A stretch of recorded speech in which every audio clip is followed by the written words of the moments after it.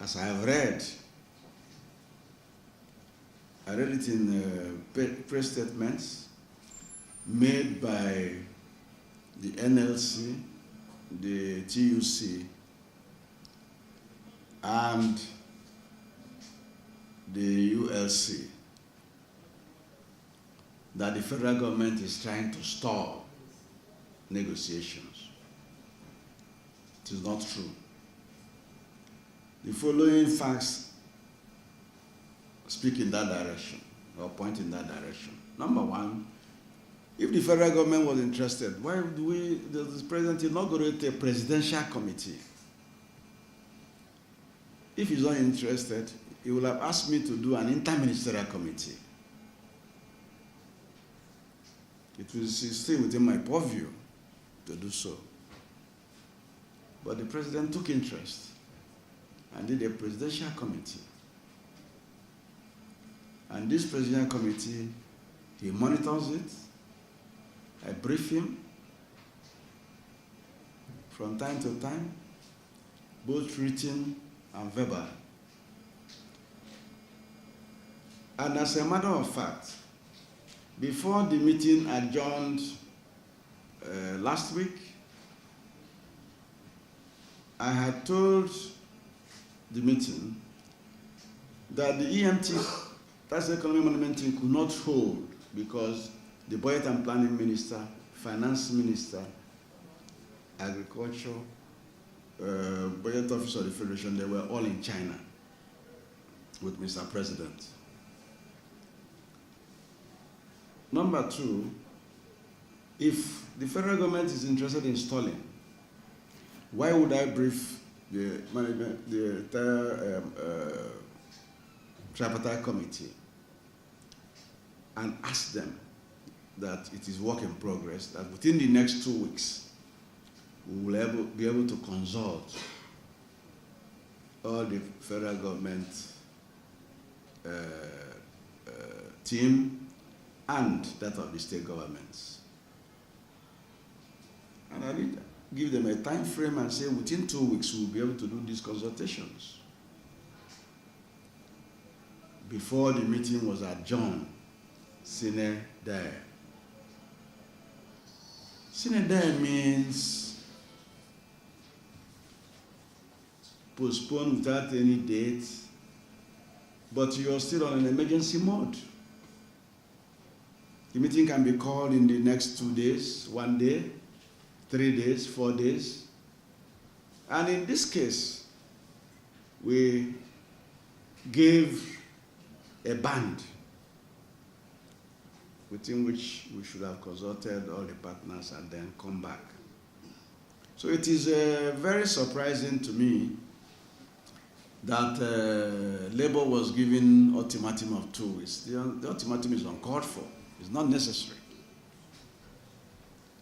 The ultimatum is it's a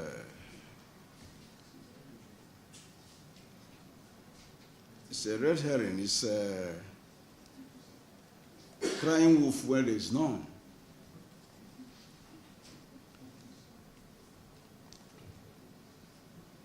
Tomorrow, being Friday, 14th, the chairman of the committee, Mrs. Amapepo, and my humble self will brief Mr. President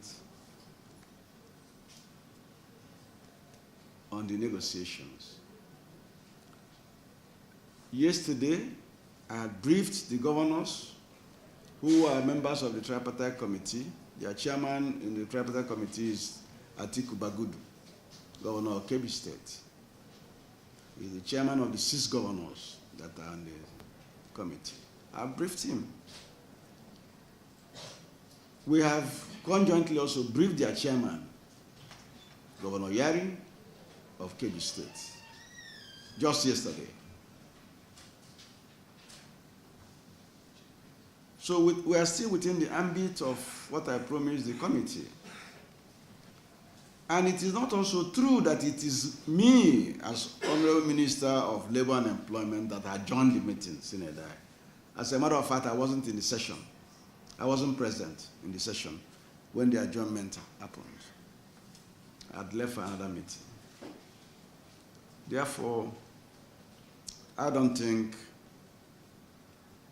there's any cause to worry. Government is not oblivious of the fact that there is a need to fix a new national minimum wage. And the new national minimum wage, by import, means the base floor, minimum, which any worker, any employer in Nigeria who is employed by an employer, the base amount of money he should receive as his salary for work done. It doesn't mean you cannot go over and above it. As we speak today, some governments are paying more than the 18,000 that we now have. Therefore, I want to make that clarification. And I want to also say that Labour they are trying to overheat the polity unnecessarily. If anything, this government is a labor-friendly government. Things this government has done for workers. Few examples will suffice. This government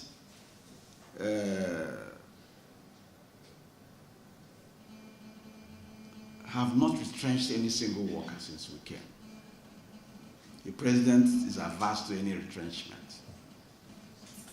This government, if anything, has been replacing and employing new persons into their service. We have employed 500,000 persons. First tranche of 200,000 and 300,000 under an Empower program. We have also, the Empower program places people on level 8, because you go and look at their emolument. It's a level 8, grade level 8 emolument, with the equipment given to them of 5,000, 35,000 monthly. We have in the scheme now 500,000 people, young graduates. This government, like I said, had also been promoting public servants as and when due. We have been in this country when there have been embargo on promotions, embargo on employment, no employments. So we have not done so. We have not put anybody under redundancy.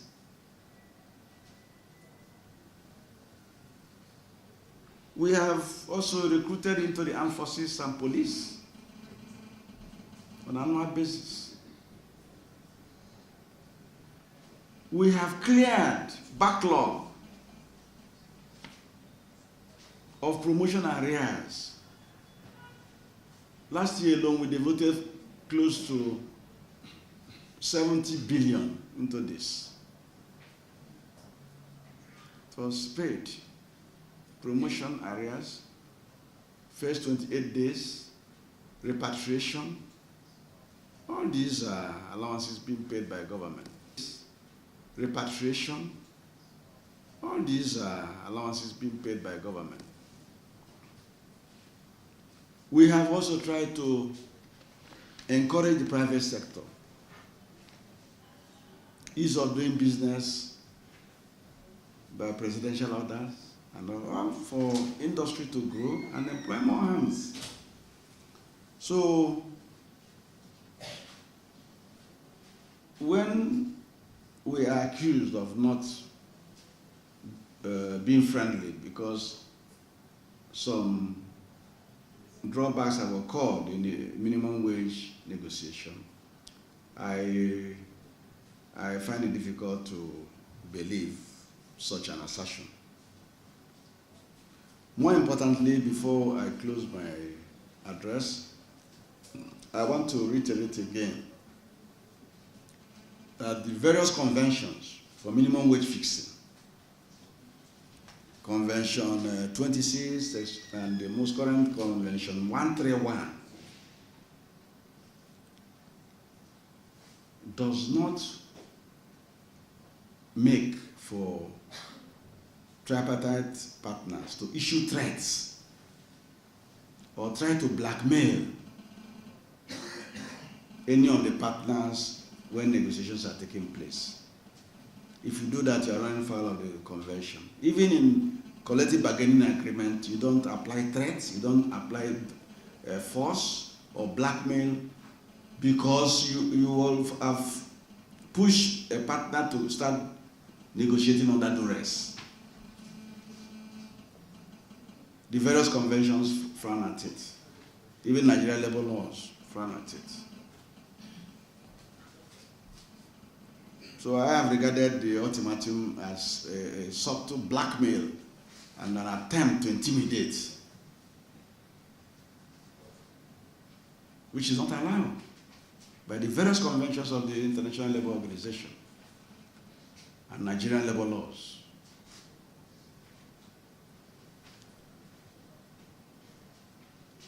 The organized labor should wait. We are doing our consultations. We gave them a time frame within which we think these consultations will yield fruit, but no attempt should be made to blackmail or intimidate. The committee, I chair the committee on draft bill, and this draft bill has been adopted. It was adopted by the committee.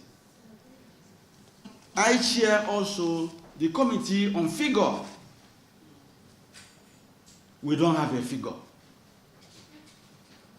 Labour has figures readily because they are making a demand.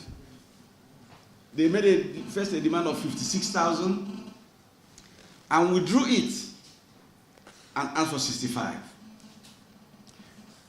ULC, even though they are unregistered, they are made up of unions, of workers. They are the one asking for 96,000. So what Labour has done now is to do an average of their recognized union and unrecognized union. This time around, they're interested in unrecognized union and give us an average. We got up to that 60-something. I don't know whether you follow me. Some state governments did a submission early. But when the committee reconvened, they withdrew it. They have a right to withdraw that, just like Labour withdrew their 56 and placed 65. Just like employers withdrew their 45 or so, 42, and then replaced with 25 in the final analysis now. I don't know whether you are with me. So, the work of the committee is supposed to end September. We fixed first week of September. But we couldn't get a figure. And this figure is state government figure, which will enable the economy management team to look at the entire economy. You have to do something that you can do and don't upset the economic equilibrium of the country. If you put a figure that the state governments cannot pay, of what use is it negotiating? So they must come with a figure. If you put a figure that will make for the private sector to do retrenchment of people, what benefit is it? They have told you today, the private sector, that they can pay only 25,000. And nothing more than that. If you put any figure above that, and they go and retrench 25% of their staff to be able to pay that particular amount, we are still running around the circle because we have created unemployment inadvertently. So this is not something that you just wake up and fix a figure. you must look at it, whether there will be any dislocation in the economic stability of the country. So, like I said, we are on it. I'm meeting the governors again. Tomorrow we are meeting with Mr. President to brief him. And by next week, our economic management team will work on it and look at the various figures that are even in that committee. And then say, the federal government of Nigeria recommends this in order not to create unnecessary retrenchment and redundancy in the system. So I don't have but I know that if we're able to do that in this September, which I hope we will do, then we'll wait for National Assembly to come and put it into law. And we'll capture it in the budget, because that will be a personnel cost. And even the various companies will also capture it in their personnel costs of